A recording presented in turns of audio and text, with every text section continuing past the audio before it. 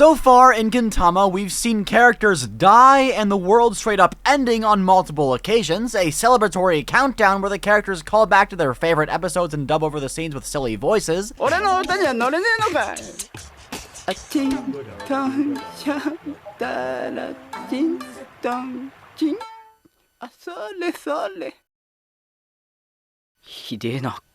and even an arc where the characters fight over their positions they received in a real-life popularity poll. What I'm trying to say is Gintama is probably the most meta anime to ever exist, so what happens when the Gintama anime goes on a year-long hiatus? Well, Sorachi and Sunrise pulled the most Gintama thing they could, and made it so that a year had actually passed in-universe. And with that being said, are you ready for some... I guess this just goes without saying at this point, but the most insane, over-the-top comedy shenanigans, scenarios, things that only Gintama can possibly achieve. Yeah? Alright, well, run that intro!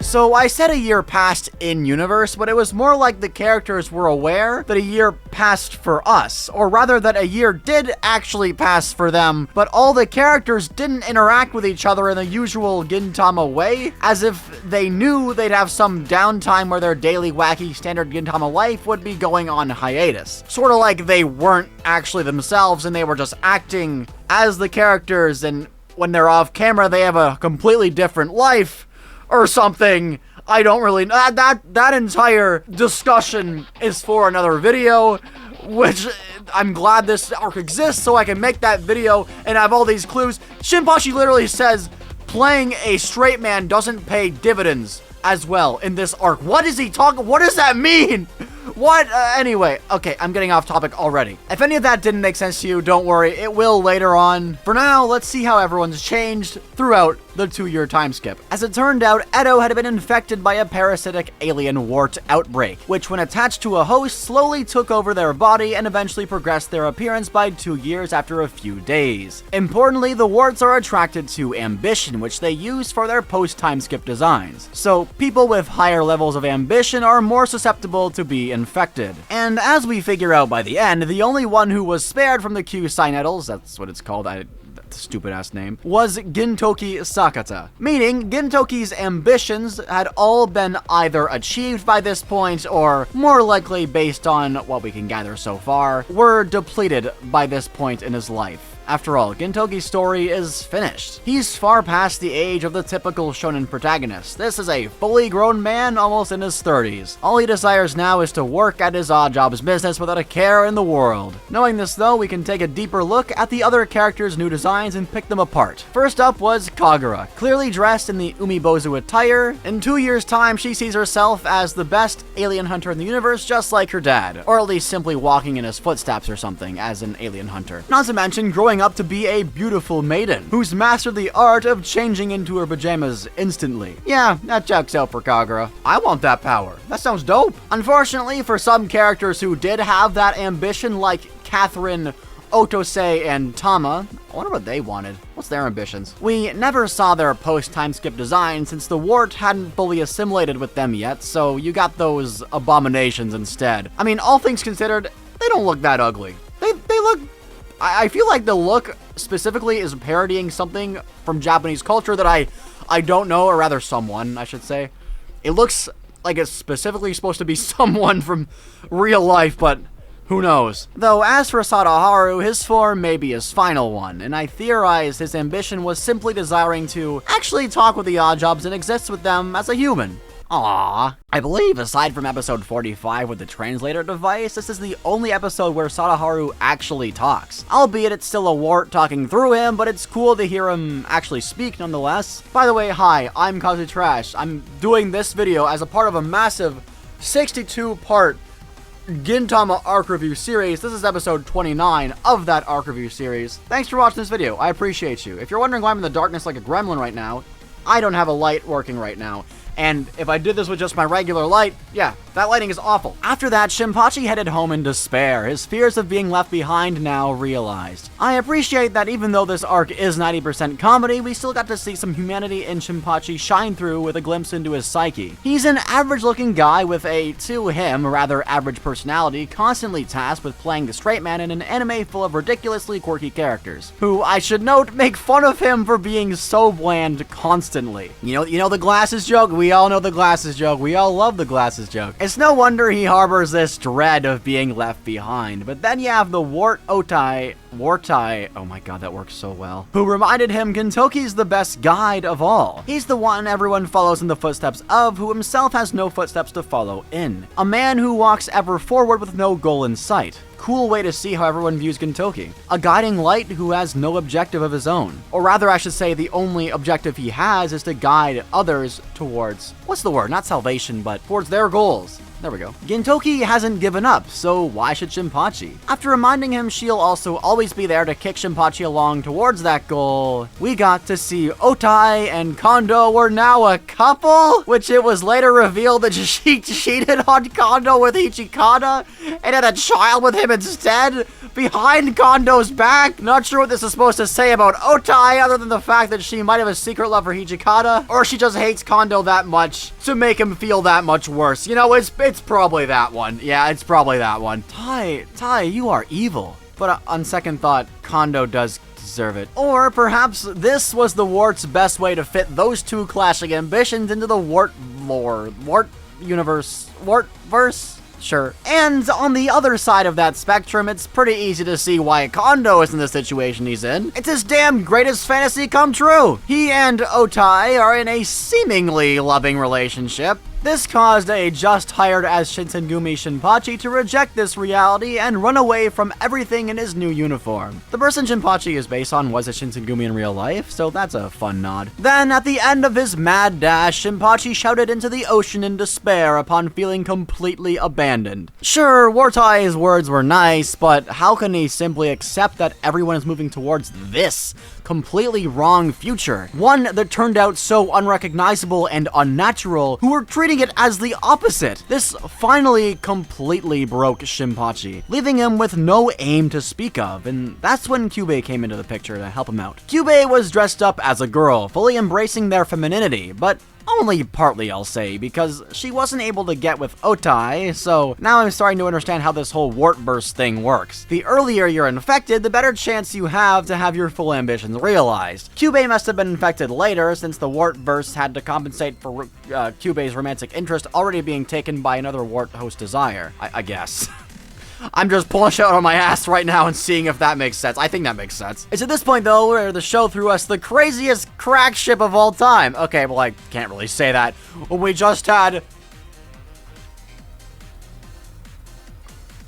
Just put it here. I don't even want to say it. I stumbled so hard there, I'm just keeping it, I don't care. Just last arc, but this one's still pretty random. Though you can see Kyubei's ambition to be able to touch men finally being realized, as well as her getting a dick.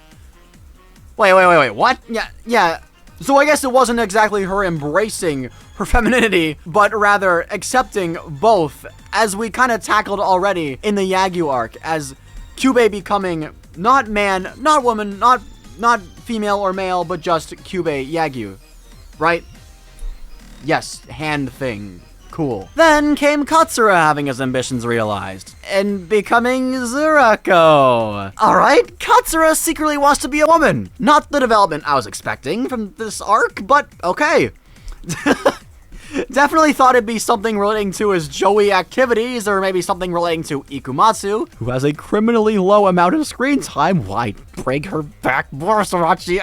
But nope. Perhaps Katsura's ambition is to be as chaotic as humanly possible above all else, to which I suppose he definitely succeeded. In any case, very strange route to take for Katsura, I have to say, but anyway, after they battled to be the best gay bar champion, I guess, if you can't tell from my slipshottily made scripts, I'm not really a fan of the comedy too much in this arc, but we'll get more to that later.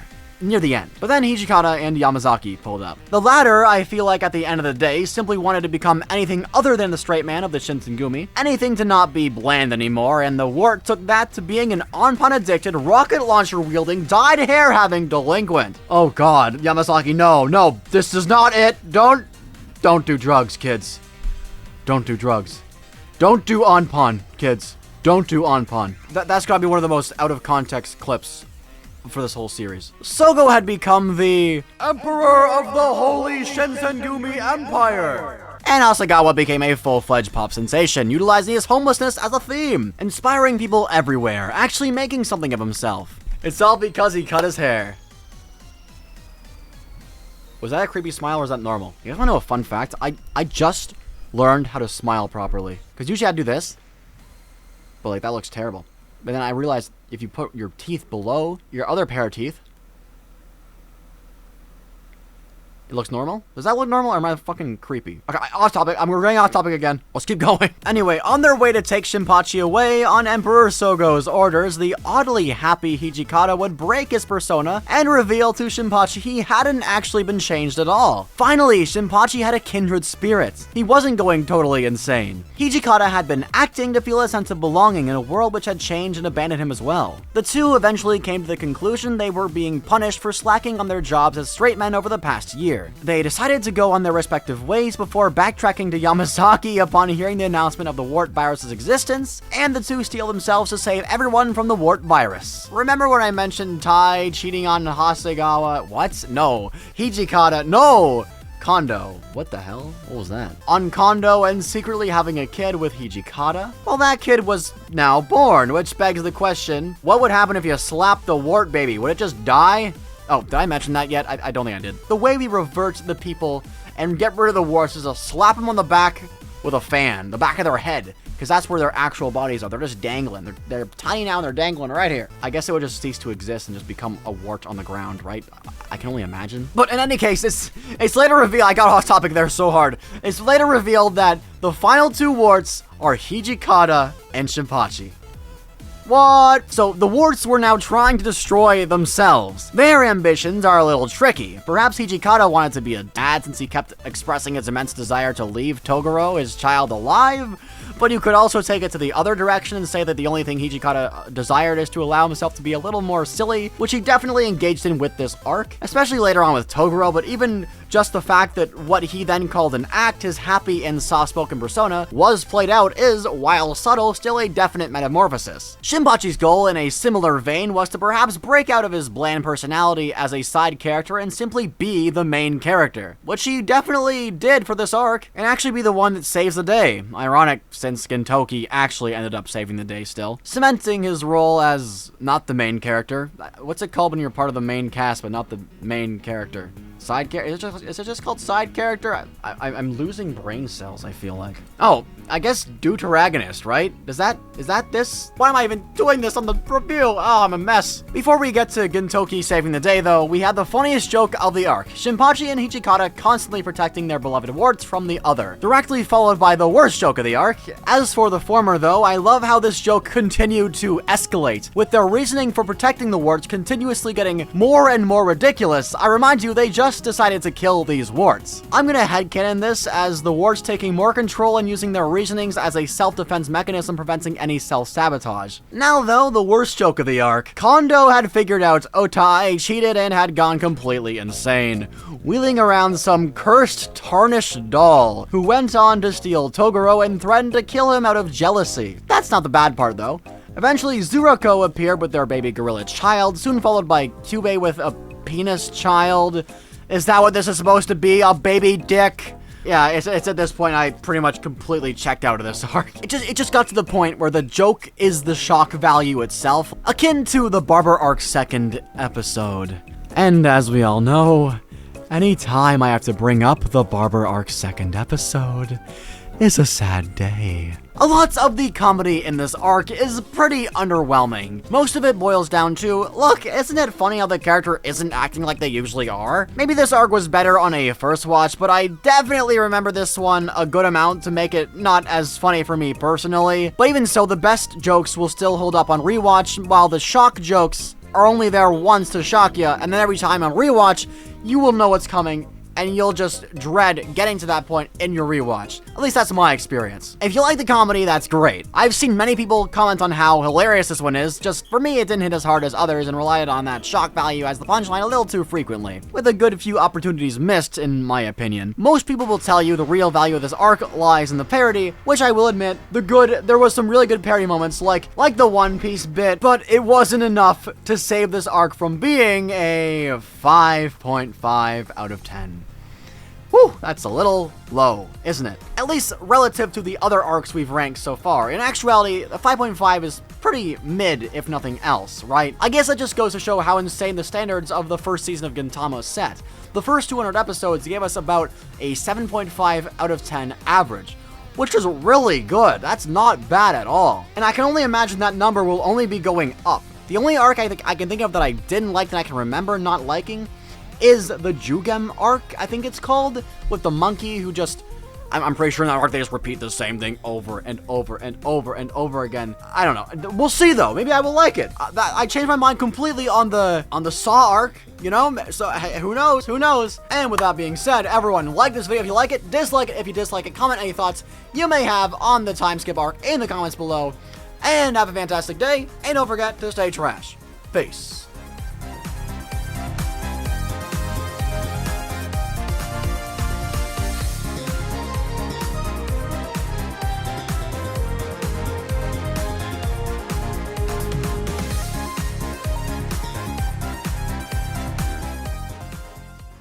Run that intro!